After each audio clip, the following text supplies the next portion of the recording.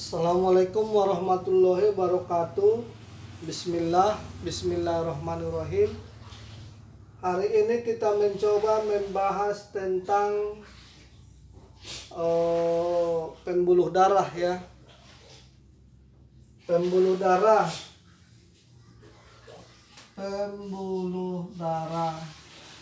Pembuluh darah ini nanti bisa kita kaitkan ke sirkulasi darah ya.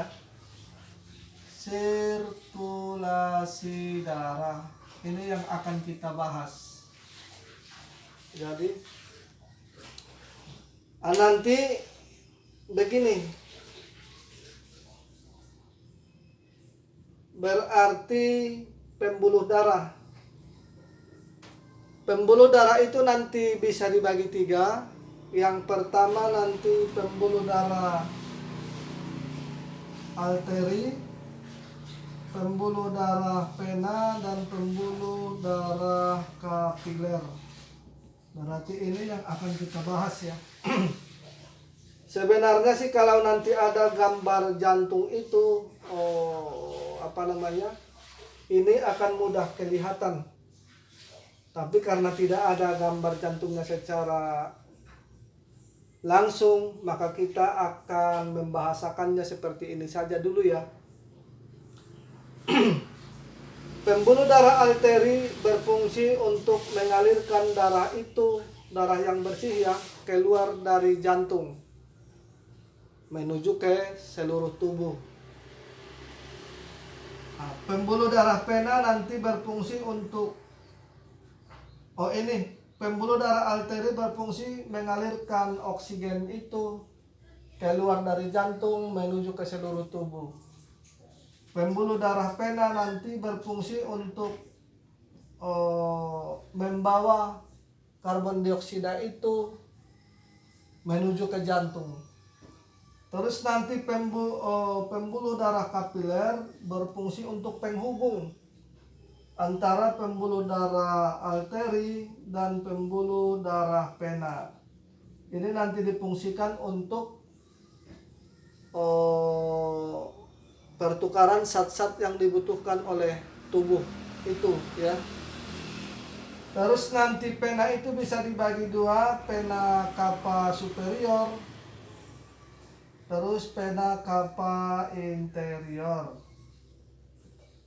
Vena cava superior ini nanti sifatnya mengalirkan darah itu dari tubuh bagian atas tubuh menuju ke jantung. Ini tugasnya superior. Sementara nanti vena inferior berfungsi mengalirkan darah itu dari bawah tubuh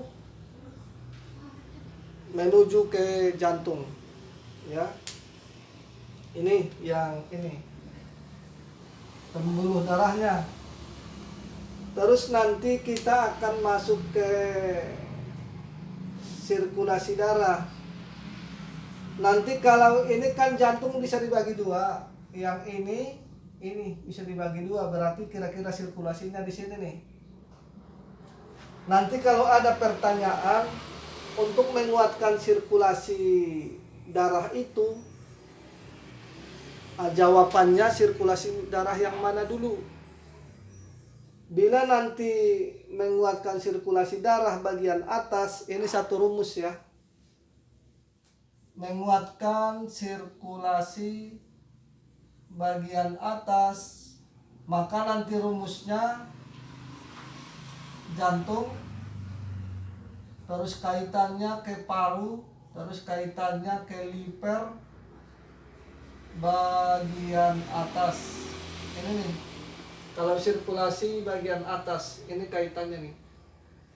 Kalau nanti untuk menguatkan sirkulasi bagian bawah, sirkulasi darah ya, bagian bawah berarti yang ini ke sini, maka nanti rumusnya liver bagian bawah, terus limpa, terus ginjal. Ini nanti satu rumus untuk menguatkan sirkulasi. Jadi kalau nanti ada pertanyaan Untuk menguatkan sirkulasi darah, jawabannya sirkulasi darah yang mana dulu? Berarti kalau kita untuk menguatkan sirkulasi ini ke atas, berarti nanti kaitannya ke jantung, paru, dan liver bagian atas. Itu satu rumus. Kalau ini nanti menguatkan sirkulasi bagian bawah, berarti nanti kaitannya ke liver bagian bawah, limpa, dan ginjal.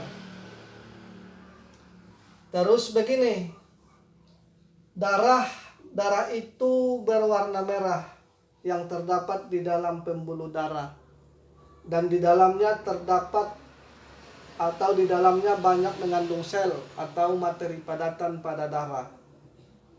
Dan darah ini nanti bersifat lembab dan termasuk unsur air. Maka nanti karena dia bersifat lembab dan termasuk unsur air, maka nanti otomatis sifat gravitasi itu akan turun ke bawah. Ya, dia cenderung turun ke bawah. Karena apa? Karena darah itu bersifat lembab dan berunsur air. Maka ini sengaja kita tuliskan buat teman-teman biar nanti gampang memahaminya. Bila darah nanti terlalu kental akibat materi padatan berlebihan, maka akan timbul laju darah akan meningkat. Disebabkan karena pergerakan darah yang lambat, sehingga hal ini akan membebani jantung. Maka ini akan timbul endapan-endapan di saluran jantung. Berarti ini kaitannya ke air atau unsur yang paling banyak di dalam plasma darah itu air ya, yang terdapat 91%. Berarti ini nanti kaitannya yang sering dibahas ke laju endap darah, berarti LED.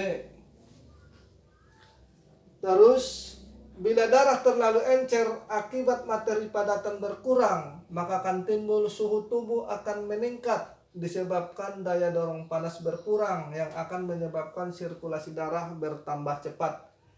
Ini biasanya disebabkan ada nanti keterkaitannya dengan trombosit. Trombosit. Karena nanti darah itu pembekuan darah kurang cepat. Terus nanti juga ada kaitannya ke aktivitas fisik. Aktivitas fisik itu tidak bisa memberikan sifat asam ke dalam darah itu ya. Maka biasanya darah itu akan menjadi encer, terlalu encer ya. Terus bisa juga nanti ini kaitannya sering ketemu juga di lapangan, kaitannya dengan obat-obatan terutama yang kaitannya dengan alkohol. Dan seterusnya. Bila darah terlalu lengket akibat lendir terlalu banyak, maka akan timbul peredaran darah yang naik ke atas dan peredaran darah yang turun ke bawah akan menjadi berat. Sehingga hal ini akan memberatkan jantung. Ini biasanya kaitannya ke kolesterol ya. Atau biasanya dahak atau lendir yang menyumbat di peredaran darah, atau dahak dan lendir itu yang menyatu dengan darah. Ini nanti kaitannya nih. Bila darah terlalu dingin akibat suhu tubuh yang rendah, maka akan menimbulkan materi padatan itu mudah membeku. Seperti lemak-lemak itu akan menggumpal sehingga akan menghalangi sirkulasi darah. Maka akan menyebabkan sumbatan sehingga hal ini akan memberatkan jantung. Ya.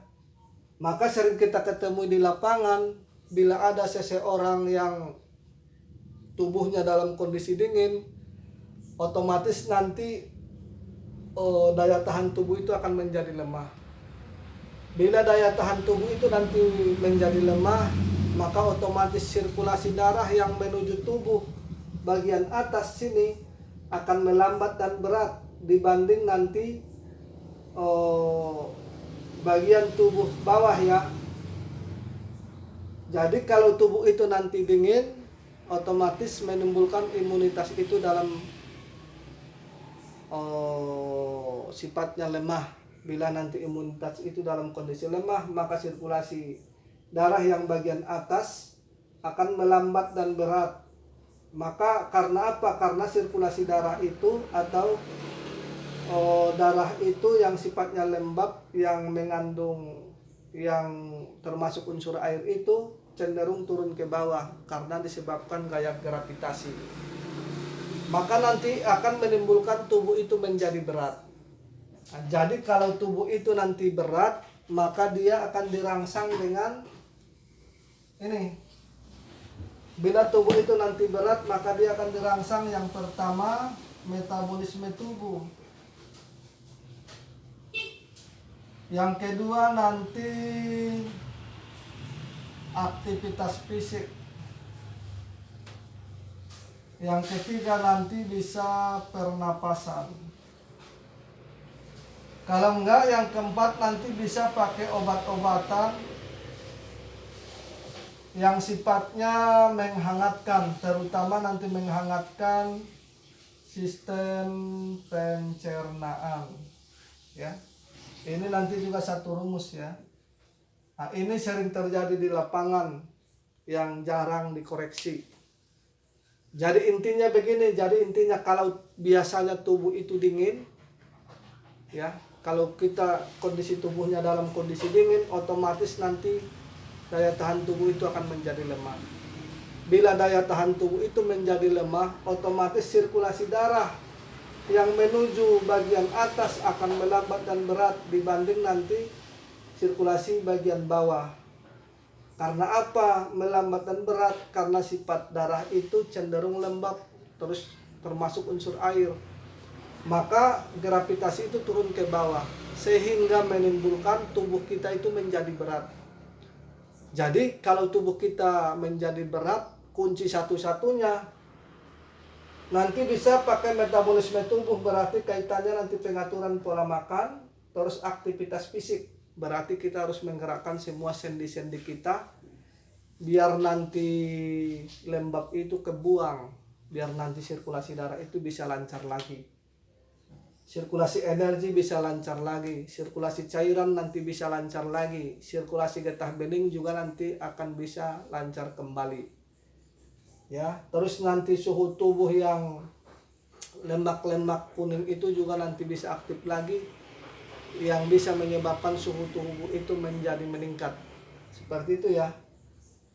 Kalau tidak nanti pakai itu bisa pakai pernapasan. Berarti pernapasan nanti yang begini. Dalam kondisi tenang ya, beberapa kali terus ya.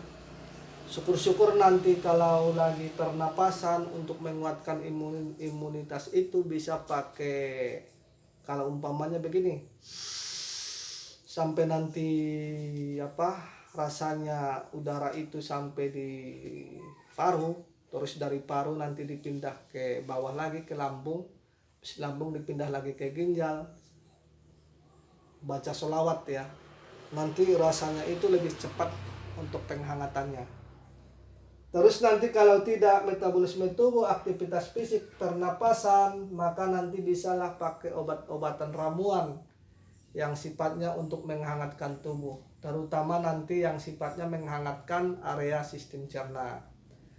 Jadi memang ini sengaja kita tulis begini biar nanti teman-teman lebih memahaminya. Kemarin awal kita membahas tentang peredaran darah. Hari ini kita bahas tentang pembuluh darah dan sirkulasi darah. Maka insya Allah besok kalau dimudahkan Allah, maka kita akan bahas tentang hal-hal yang mengganggu peredaran darah ini. Hal-hal yang mengganggu sirkulasi darah, yang menyebabkan orang itu menjadi sakit. Jadi insya Allah sampai di sini dulu pembahasan kita hari ini. Jadi wabillahi taufiq wal hidayah. Assalamualaikum warahmatullahi wabarakatuh.